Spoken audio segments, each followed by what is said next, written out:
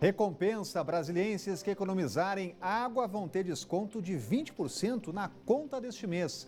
Trânsito complicado: acidente com caminhão fere motorista e fecha 2 faixas na estrutural.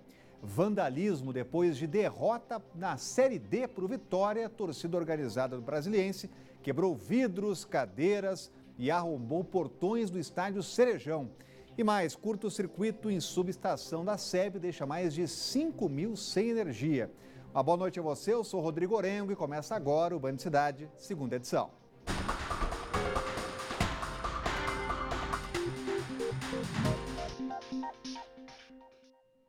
Bebida e direção não combinam e todo mundo já sabe disso, mas a gente começa o Band Cidade de hoje falando de 2 casos de motoristas bêbados presos no fim de semana. O primeiro deles foi lá em flagrante, após atropelar um ciclista e invadir uma borracharia lá em São Sebastião. O outro foi em Braslândia, depois de fugir de uma blitz. Nos primeiros meses deste ano, o Detran já registrou mais de 8 mil infrações desse tipo. E o repórter Rodrigo Miranda está lá no Detran agora para saber como funciona o processo de perda de vez da carteira. Uma boa noite, Rodrigo. Boa noite, Orengo. Boa noite a todos que acompanham o Band Cidade, segunda edição. Justamente isso. Eu vim aqui até o Detran para a gente ter um posicionamento oficial sobre essa questão, porque muitas pessoas estão em dúvida, né? Como fazer para essa pessoa que dirige alcoolizada perder a carteira ou não. Estou aqui com o Glauber Peixoto, assessor do Detran. Glauber, uma boa noite para você. 2 casos de pessoas dirigindo embriagadas no final de semana que causaram acidentes, quase tiraram vidas aí. Agora, qual é o processo para um motorista que comete um ato como esse perder a carteira? Boa noite, Orengo, boa noite a todos. Realmente foram 2 flagrantes aí de total irresponsabilidade no trânsito, né? Situações aí de pessoas extremamente embriagadas que poderiam ter colidido com pessoas.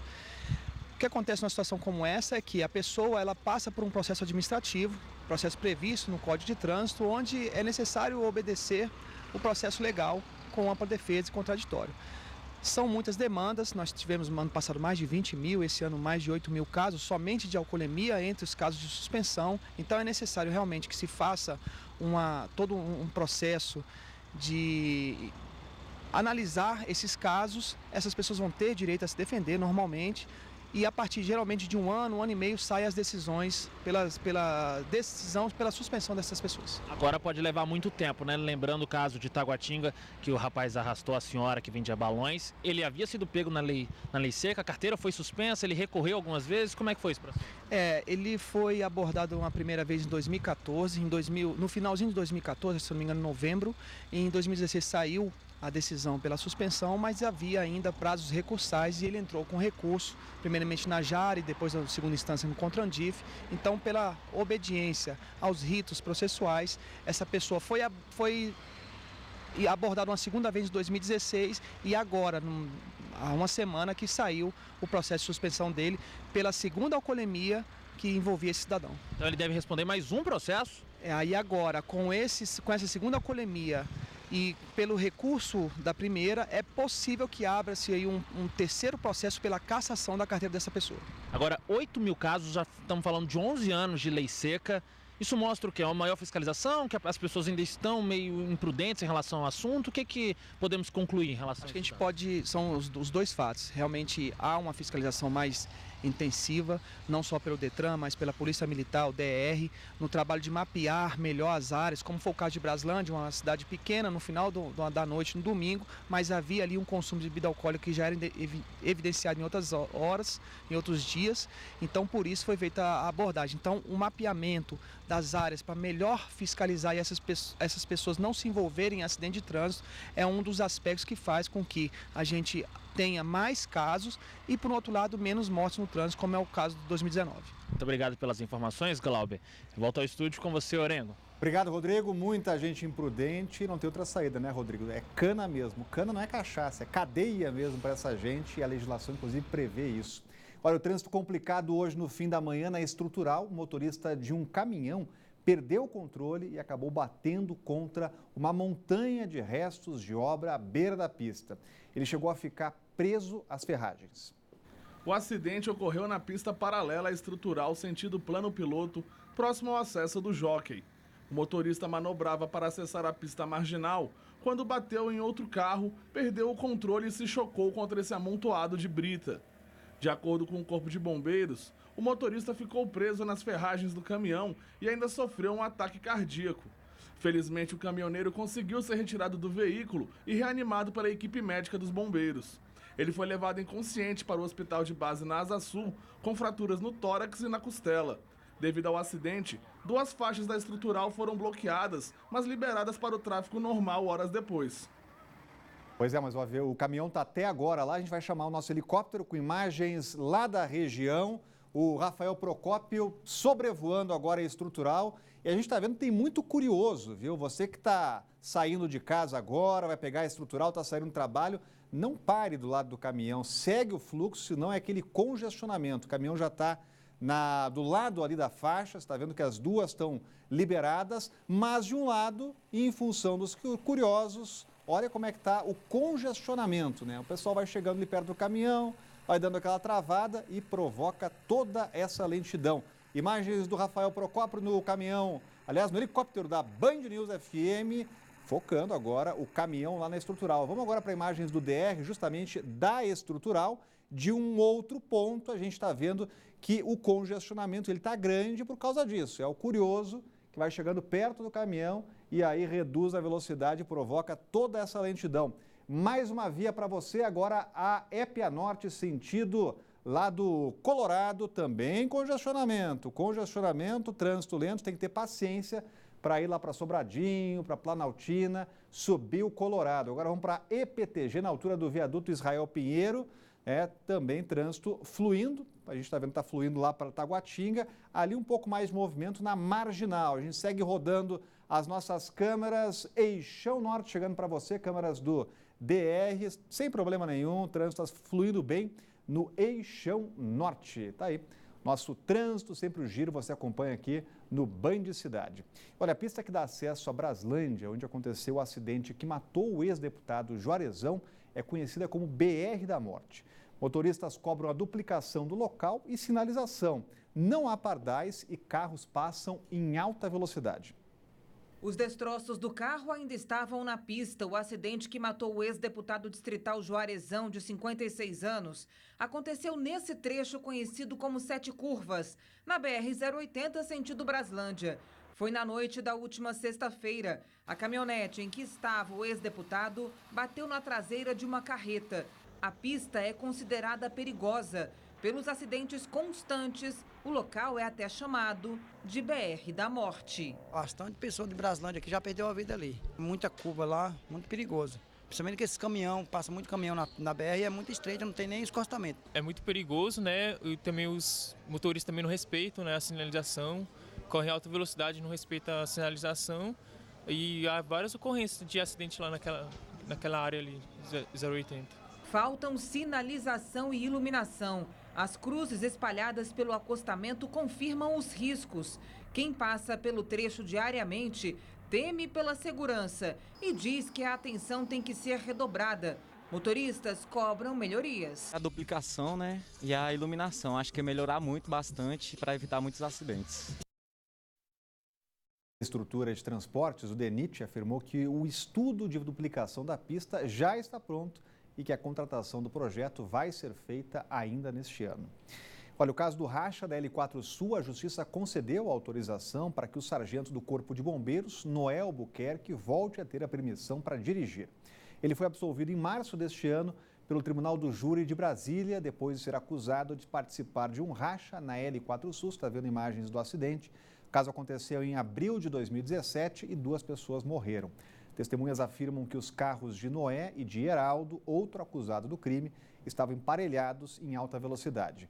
Heraldo, que é cunhado de Noé, ainda aguarda a sentença da Justiça e ele segue com a habilitação suspensa. Hoje, um curto-circuito em uma subestação da SEB deixou 5 mil imóveis sem energia por 1 hora na Asa Sul. O acidente foi provocado por problemas de fiação de um dos transformadores do setor médico hospitalar na 716 Sul. Apesar de haver muita fumaça, o lugar não ficou em chamas. Operários da SEB desativaram 3 transformadores e fizeram o isolamento da estrutura. As causas do problema estão sendo investigadas e o fornecimento de energia da quadra foi restabelecido por volta das 10 horas desta manhã. Agora, um relatório do Tribunal de Contas do DF apontou pagamentos indevidos feitos pela Secretaria de Educação a empresas responsáveis pelo fornecimento de alimentos e serviços de vigilância de escolas públicas aqui do DF. Tem detalhes chegando ao vivo com Cláudio Marcos. Vamos colocar o Cláudio na tela, já está com a gente por aqui. Agora, Cláudio, que história é essa? Porque tem até apontamento aí no Tribunal de Contas de que as empresas não estavam colocando a carne bovina prevista no contrato, estão tirando a carne das crianças e adolescentes aqui no DF, Cláudio. Boa noite. Boa noite, Rodrigo. Boa noite a todos. É isso mesmo. Isso desde 2017. A carne deveria estar no cardápio, né? O pagamento estava sendo feito, mas esse alimento já não era mais fornecido. Então, o Tribunal de Contas identificou essas irregularidades em 2016 e 2017. Então, apontou aí um prejuízo de mais de 3 milhões de reais aos cofres públicos, viu, Rodrigo? E Cláudio Marcos com as informações, vai continuar em cima para trazer o desenrolar dessa história. Obrigado, viu, Cláudio? Trazendo sempre informações aqui no Banho de Cidade. Olha, uma recompensa para quem economizar água. A partir deste mês de junho, a CAESB volta a aplicar o desconto de 20% para os clientes que conseguirem reduzir o consumo de água na comparação de 2018 com 2017. Os consumidores têm direito ao bônus e vão receber aí um comunicado na fatura de maio. O Jurandir é síndico desse condomínio no Guará 2. Quando se fala de consumo de água, aqui a ordem é economizar. E a medida tem surtido efeito. Em 2013, o condomínio gastava 52 mil litros de água por dia. Atualmente, esse número caiu para 35 mil. Tudo isso foi feito por meio de campanhas de conscientização com os moradores. A manutenção, as campanhas educativas e a conscientização que está vindo na cabeça de cada morador tem sido responsável por essa redução no consumo. A economia fez com que o condomínio fosse um dos contemplados com o bônus de desconto da CAESB. Ele se soma à redução no consumo na conta de água. A nossa conta caiu, então isso as pessoas percebem e percebem que vale a pena economizar, porque primeiro porque é dinheiro, segundo porque é um bem que você está fazendo ao meio ambiente, né? Você está reduzindo o consumo de água. Mais de 500 mil usuários vão ser beneficiados com o bônus de desconto da CAESB. Eles vão receber em créditos na conta 20% do que foi economizado. Esse ano serão pagos 10 milhões de reais. 8 milhões a menos que em 2018. Eu comparo o mês de janeiro com janeiro do ano anterior e assim por diante. E quem tiver economizado recebe de bônus o valor correspondente a 20% do volume economizado.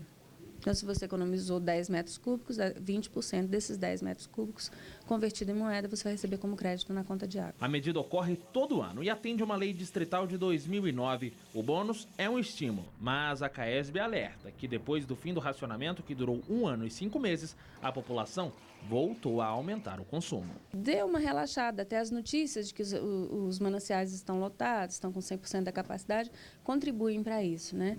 É sempre bom economizar água. Faz bem para o planeta e também para o bolso, né? O bônus de desconto também ajuda nesse sentido. E tem novo golpe na praça. Os golpistas estão anunciando ofertas de empregos falsos na internet.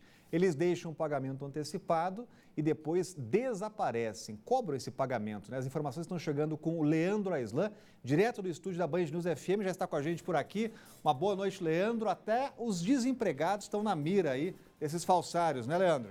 É verdade, Rodrigo Orengo. Boa noite para você, boa noite a todos. Esses golpistas estão agora usando o nome de uma operadora de TV a cabo para oferecer uma vaga de telefonista. A falsa proposta diz que os candidatos devem fazer um curso de R$30 com uma ajuda de custo de R$50 por dia.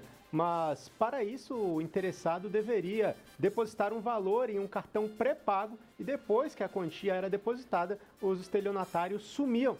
A polícia acredita que outras pessoas já caíram neste golpe, isso porque a vítima aqui de Brasília recebia mensagens de áudio encaminhadas, ou seja, não eram gravadas diretamente para ela, ou seja, que pode ter sido repassada a outras pessoas que seriam vítimas. Para saber o tamanho desse golpe, os investigadores estão indo atrás dos números de telefone e das informações no site onde a oferta de emprego era feita, Rodrigo. Obrigado, Leandro Aislan. Agora até com desempregados, hein, Leandro? A gente registrou hoje mais uma fila daquelas, dessa vez em Sobradinho, muita gente atrás de emprego e acaba virando alvo fácil aí dessas quadrilhas, né, Leandro? É verdade, Rodrigo. Vai até lembrar que o desemprego aqui em Brasília é o maior em 7 anos, né? Segundo o IBGE, atualmente a gente conta com cerca de 233 mil pessoas que estão fora do mercado de trabalho. Leandro Aislan, lá na Band News, 90,5. Em 20 minutos tudo pode mudar. E olha, a administração de Taguatinga ainda calcula prejuízos causados por atos de vandalismo no Cerejão. O quebra-quebra foi na tarde de ontem, depois da eliminação do Brasiliense da Série D do Brasileirão. O Jacaré perdeu em casa para o Vitória por 2-1. E a parte da violência foi divulgada nas redes sociais. Um grupo de torcedores do Brasiliense reagiu com violência contra jogadores do time e comissão técnica na tarde deste domingo. Eles jogaram pedras e cadeiras contra os atletas e ainda tentaram invadir uma ala reservada do estádio. Foi quando a polícia militar conteve o vandalismo usando gás de pimenta. Vidraças do estádio também foram quebradas e vão precisar ser repostas pelo clube. A assessoria do Brasiliense diz que está aguardando a notificação para se pronunciar. A polícia informou que, por enquanto, ninguém registrou ocorrência. Já a administração de Taguatinga, responsável pelo estádio do Cerejão, revelou que calcula o valor do prejuízo. Vamos até colocar de novo essas imagens aí, porque isso não é torcedor, né? Isso é bandido, é baderneiro, é criminoso, né? E quando a gente vê ações como essas, né, a gente chega a uma conclusão, é banimento, tem que banir essas pessoas dos estádios, assim como outros países já fizeram. Não dá para deixar esses criminosos ao lado de famílias, crianças, pessoas que querem ver lá os jogos aqui em Brasília de forma ordeira. É cana para esses criminosos. Olha, a Campus Party em Brasília reuniu mais de 100 mil pessoas durante 5 dias no estádio Mané Garrincha. A presença mais esperada foi de Bruce Dickinson, empresário e vocalista do Iron Maiden. Ele subiu ao palco para falar sobre rock, mas principalmente de empreendedorismo e inovação. A Campus Party Brasília recebeu neste sábado a principal atração do evento. O vocalista da banda de metal Iron Maiden, Bruce Dickinson, deu uma palestra para os campuseiros. Mas não se engane, não teve nada a ver com música. Bruce veio falar como homem de negócios. Além de cantor, ele também é piloto de avião, historiador, escritor, roteirista, mestre cervejeiro, empresário e esgrimista. Ele contou a centenas de pessoas presentes como buscou se superar desde a adolescência rebelde ao sucesso musical e a carreira como investidor. A mensagem que ele passou é de que as pessoas precisam se reinventar e sempre buscar formas de unir e criar para mudar o mundo.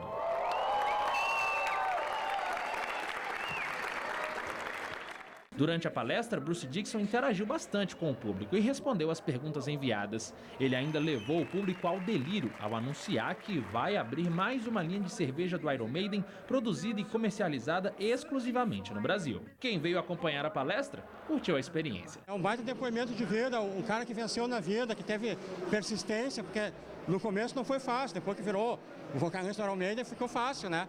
Mas o cara teve um câncer, né? Se curou. E está vivendo uma vida mais fit, né? E chega uma idade que o cara tem que se controlar, né? Isso serve de exemplo de vida, né? Aprendizado. Experiência, assim, que ele falou que sobre empreendedorismo, né? Que serve para evoluir assim, o mundo e tal. Ele é um cara super inteligente e eu estudo matemática, eu estou no primeiro semestre. E o que ele falou foi super interessante na parte de você pilotar um avião e tem que saber muito. E ele é muito inteligente, cara. E engraçado também. Não foi só a presença de Bruce Dickinson que movimentou a Campus Party Brasília. O evento reuniu diversas tecnologias e pessoas dispostas a inovar. Teve área destinada a videogames, hackers, desenvolvedores de softwares, empreendedores e para quem só quer curtir também. Nesse espaço, cerca de 200 pessoas participaram da maratona tecnológica. A proposta era criar soluções para resolver questões sociais na saúde, educação, direito da mulher e turismo. Algumas secretarias, né, elas se propuseram a analisar as soluções e se elas tiverem alguma viabilidade técnica, essa secretaria, o próprio ministério, pode implementá-las. Esta edição, realizada no estádio Mané Garrincha, contou com a presença de mais de 100 mil pessoas. 8 mil campuseiros de todos os cantos do Brasil e do mundo acamparam aqui para não perder absolutamente nada. Essa é a segunda maior Campus Party do mundo, atrás apenas da de São Paulo. A gente trouxe o que está de mais vanguarda na tecnologia e na inovação. A gente procurou trazer uma disrupção da educação. Hackeamos a educação junto com o povo de Brasília, toda a sociedade, os campuseiros locais. Mais uma vez, Brasília, Distrito Federal, Centro-Oeste, vem nos abraçando e se engajando com a gente. Estamos muito felizes com o resultado e nos vemos em 2020, com certeza. E 30 integrantes do Comando Vermelho foram transferidos para a Penitenciária Federal de Brasília na última sexta-feira. Eles estavam presos no Paraná e, desse total, 20 já seguiram para outras 2 prisões federais do Brasil. Apenas 10 vão ficar temporariamente aqui. A decisão de transferir aconteceu depois que foi descoberto um plano de fuga lá no Paraná. E veja a seguir uma conversa com uma especialista em direito do consumidor para falar sobre a nova lei que facilita o cancelamento de assinatura de TV. Vamos ver imagens agora da rodoviária do Plano Piloto. Você está vendo por aí, trânsito fluindo bem agora, tanto na plataforma superior como para aqui embaixo. Passa embaixo da rodoviária, a gente volta já, não saia daí. Quem é que já não teve dor de cabeça para cancelar um serviço? Ainda mais se for um pacote de TV por assinatura. Muita gente não sabe que é possível fazer o cancelamento pela internet. A lei que entrou em vigor este mês e promete um processo aí de cancelamento seja mais simples e fácil. Quem vai falar com a gente sobre o assunto é especialista em direito do consumidor, o Desser Amorim, que está com a gente por aqui. Boa noite, muito bom dia, muito boa noite, aliás. Obrigado pela presença aqui no Banho de Cidade. Esse é um assunto que chama muita atenção, a gente falou em dor de cabeça, mas é impressionante. As pessoas tentam cancelar e não conseguem. Essa lei veio para resolver isso? Boa noite. Na verdade, é complicado mesmo. As operadoras não querem cancelar esses pacotes, não é, essas assinaturas. E a lei ela veio para dar segurança jurídica, porque, na verdade, o Código de Defesa do Consumidor já diz que o consumidor é livre. Na verdade, ninguém é obrigado a permanecer com um contrato que não está satisfeito. Então, o princípio dessa liberdade de contratação, ele já tem no Código de Defesa do Consumidor, já tem na lei dos call centers e nas próprias resoluções da Anatel. Mas aí a lei agora está clara, é assim, uma precisão que as operadoras não podem mais se negar, tem que fazer o cancelamento. Agora, se não fizer o cancelamento, tem previsão de multa pesada, para que possa doer no bolso também nessas empresas? Tem uma multa pesada e a empresa pode ser, inclusive, interditada. Ela pode ser fechada se insistir na reincidência. Agora, o consumidor ele tem que ficar atento, porque se ele faz o pedido pela internet, eles têm 2 dias para cancelarem. A partir de 2 dias, é importante o consumidor saber que se a partir de 2 dias não tiver feito o cancelamento, eles não podem cobrar. Essa é importante, essa é um alerta que fica para o telespectador. Sim. Agora, tem que buscar algum tipo de prova para entrar com processo judicial? Em caso de descumprimento, qual é a orientação para o consumidor que é desrespeitado? É exatamente isso. O consumidor ele tem que printar as telas, fotografar, anotar os protocolos, os números de protocolos. O pedido de cancelamento via telefone ou pessoalmente no quiosque ou na própria operadora, ele tem que ser imediato. 2 dias úteis apenas para o pedido via internet, mas ele pode também fazer pelo telefone, né? O consumidor escolhe e pelo telefone é imediato. Internet, 2 dias. Cobrou, a partir daquele pedido, o consumidor não deve pagar. E se pagar, pedir a devolução, inclusive em dobro, se for o caso de configurar a má-fé. Então, ele anota os protocolos, ele printa as telas, não é, do computador e faz a reclamação caso o seu direito não seja atendido. Agora, no telefone, tem muita gente que reclama que liga para a telefonia, liga para a empresa de cabo, justamente de televisão, e aí fica no ping-pong. Vai para um ramal, vai para outro, vai para um setor, aí ficam lá tentando vencer pelo cansaço. As empresas podem fazer isso? De forma alguma. Por isso é que é preciso que o consumidor tenha o número do protocolo e denuncie. Porque as agências, os PROCONs, eles só vão poder efetivamente exigir o direito e aplicar as penalidades se houverem as denúncias. Às vezes o consumidor, ele acha que é pouco, que resolveu e não reclama. É preciso reclamar, porque é baseado nessas reclamações que ocorrerão as punições. E tem que reclamar. Fica o alerta para todo mundo que está nos acompanhando. Desser Amorim, muito obrigado pela presença aqui no Banho de Cidade. E agora a gente vai a seguir, inclusive, com uma informação de uma criança que morreu afogada em um condomínio do Jardim Botânico e também trazendo mais informações para você. A gente volta já já com o Banho de Cidade. Não saia daí. Os bombeiros atenderam 2 casos de afogamento envolvendo crianças no domingo. Durante a tarde, um menino de 1 ano se afogou na piscina de um condomínio no Jardim Botânico. A criança chegou a ser socorrida pela corporação, mas não resistiu. Mais cedo, uma menina de 8 anos se afogou, dessa vez no Clube do Exército, no setor de Clube Sul. O salva-vidas do local conseguiu tirar a criança da piscina, mas ela teve que ser atendida pelo SAMU e bombeiros depois de uma parada cardíaca. Depois, a criança foi levada para o Instituto Hospital de Base, consciente e estável. Lembrando que aqui no Band Cidade você tem um canal direto para fazer denúncias, mandar vídeos e mostrar os problemas aí onde você mora. É o nosso WhatsApp do Band Cidade. Anote aí nosso número, que é o 99976-9204. Vamos repetir aqui, 99976-9204. Está aparecendo na sua tela.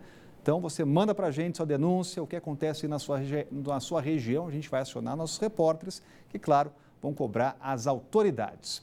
Vamos lembrar aqui que amanhã não tem o Band Cidade primeira edição, por conta da Copa do Mundo Feminina de Futebol. E a Band transmite o jogo entre Itália e China, são as 8ª de final. Então, você não pode perder, não deixe de conferir. Obrigado pela sua companhia, vem aí o Jornal da Band. Uma boa noite, a gente volta amanhã. Tchau!